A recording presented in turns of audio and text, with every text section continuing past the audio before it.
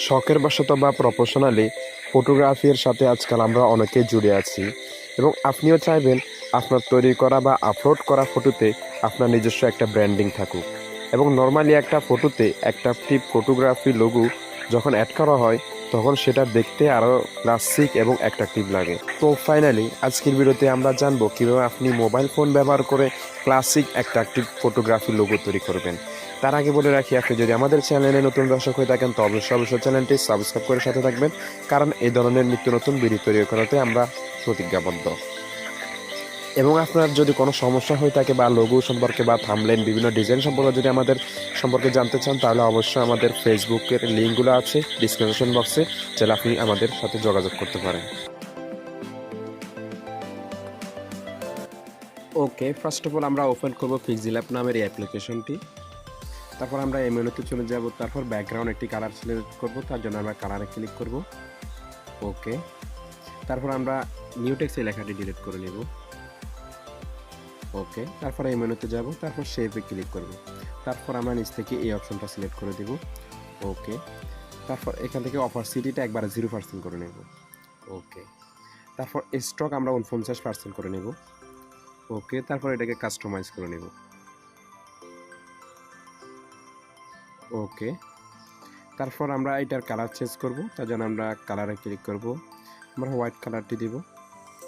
ওকে, তারপর এটাকে আমরা আবার কপি করে নেব, তারপর এডিটে ক্লিক করব, তারপর এটাকে আমরা ছোট করে নেব।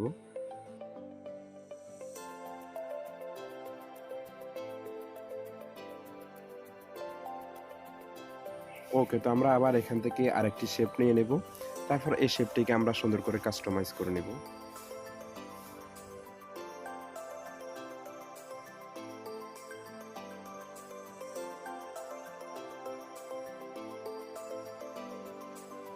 এখন আমাদেরকে শেপটির কালার চেঞ্জ করতে হবে, তো আমরা এই কালারটি দিচ্ছি। ওকে, ওকে, তো এখন আমাদেরকে আবার এই শেপে ক্লিক করে আরেকটি শেপ নিয়ে নিতে হবে, তারপর এটাকে আমরা কাস্টমাইজ করে নেব।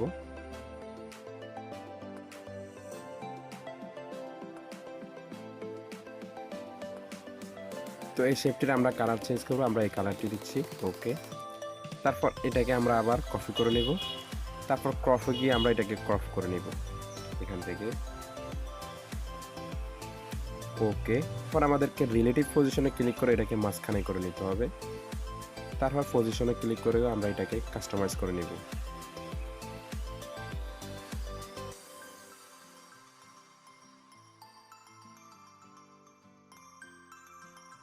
অলরাইট, সবশেষে এখন আমাদেরকে আবার শেপে ক্লিক করতে হবে, তারপর এখান থেকে এটাকে আমরা কাস্টমাইজ করে নেব।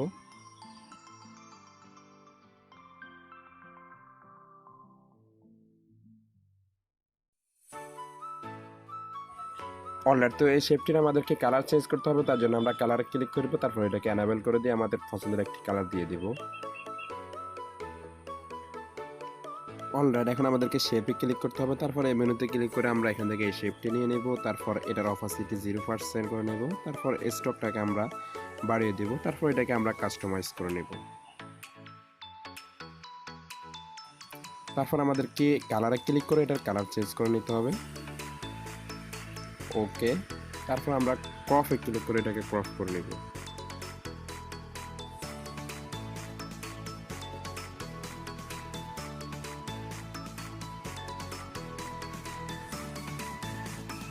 ওকে, তো এখন আমাদেরকে এই মেনুতে যেতে হবে, তারপর এখানে ক্লিক করে সবগুলোকে আমরা টিক মার্ক দিয়ে নিব। ওকে, তারপরে এখানে ক্লিক করব, তারপর ওকেতে ক্লিক করব। ওকে, তারপর আমাদেরকে চলে যেতে হবে ইরিস কালারে, তারপর এটাকে এনাবেল করে দিব, তারপর ওয়ানে ক্লিক করে আমরা এখান থেকে এই ব্রাশে ক্লিক করব, তারপর এখানে ক্লিক করে আমরা এই রংটি সিলেক্ট করে নেব। ওকে, তারপর ওকেতে ক্লিক করব। ওকে, ডান, এটা রিমুভ হয়ে গেছে। এখন আমাদেরকে ব্যাকগ্রাউন্ডে একটি ছবি দিতে হবে, তার জন্য আমরা ইনফোতে ক্লিক করে গ্যালারি থেকে আমাদের পছন্দের ছবিটি নিয়ে আসব, তারপর এটাকে আমরা কাস্টমাইজ করে নেব আমাদের মন মতো।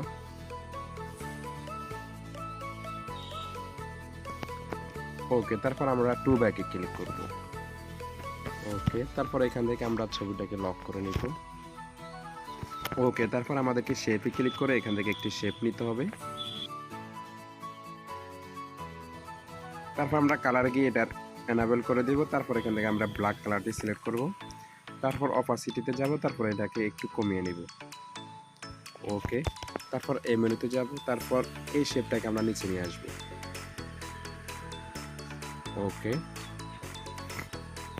এখন আমাদেরকে এই মেনুতে যেতে হবে, তারপর টেক্সটে, তারপর এডিটে ক্লিক করে আমাদেরকে লিখতে হবে ফটোগ্রাফি। তারপর ডাবলটিতে ক্লিক করে আমরা বড় হাতের করে নেব। ওকে, তারপর আমাদেরকে স্টাইলে ক্লিক করে বিতে ক্লিক করতে হবে। তারপর এটাকে আমরা ছোট করে নেব। তারপর এটাকে আমরা কাস্টমাইজ করে নেব। স্পেসিং এ ক্লিক করে আমরা এটাকে পুরা লোগো জোড়ো করে দেব। ওকে, এখন আমাদেরকে এটা সেভ করতে হবে। তারপর জন্য সেভ অ্যাজ ইমেজ, তারপর ডিফল্টে ক্লিক করে আমরা এটাকে আলট্রা সিলেক্ট করে সেভ টু গ্যালারি।